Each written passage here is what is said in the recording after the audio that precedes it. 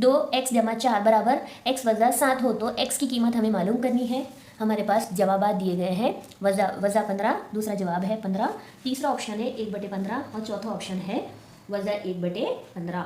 ये हमारे पास में 3 ऑप्शन दिए हुए हैं। तो अब जो हमारे पास वजाहत करने का तरीका क्या होता है, एक तरीका हमारे पास ये भी होता है, जब हम वजाहत लिखते हैं तो जो सवाल में दिया रहता है हमें वो पहले जैसे का वैसे लिखना होता है।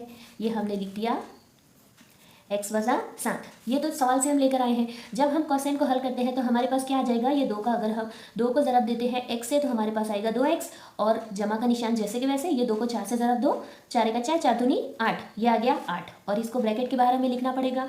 अब उसके बाद में तरफेन को 8 से तफरीक करेंगे हम।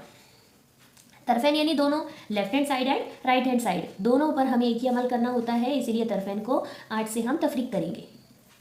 8 से तफरीक करने पर अब देखिए ये था हमारे पास 2x जमा 8, किस से तफरीक कर रहे हैं हम, वज़ा 8 से। ठीक है, अब यहाँ पर है x वज़ा 7 और यहाँ पे हमें तफरीक करना है 8 से, तो अब ये जमा वाले 8 ये वज़ा वाले 8 से कैंसिल हो जाएंगे, हमारे पास बचेगा 2x और हाँ 2x बच गया। अब ये x को हम नीचे लेकर आए, वज़ा वज़ा क्या होगा, वज़ा वज़ा जमा होगा, इसलिए क्या करना पड़ेगा हमें, जमा अलामत बड़े अदद की लगेगी यानी वज़ा। ठीक है, अब देखिए तरफेन को हम अगर तरफेन को x से अगर हम तफरीक करते हैं तो तब हमें मिलेगा जवाब। तफरीक करने पर तरफेन यानी इस साइड और इस side, left hand side and right hand side दोनों को हमें तफरीक करना है। तो लेफ्ट हैंड साइड पे हमें दिया है 2x, हमें इसमें से तफरीक करना है क्या, x को तफरीक करना है हमें। अब उसके बाद में हमारे पास राइट हैंड साइड पर दिया है x वज़ा 15, अब हमें इसमें क्या तफरीक के अमल में हमें x को लेकर जाना है, ये x करना है, यहाँ पर भी वज़ा x लिखा, यहाँ पर भी वज़ा x लिखा। अब देखते हैं उसको,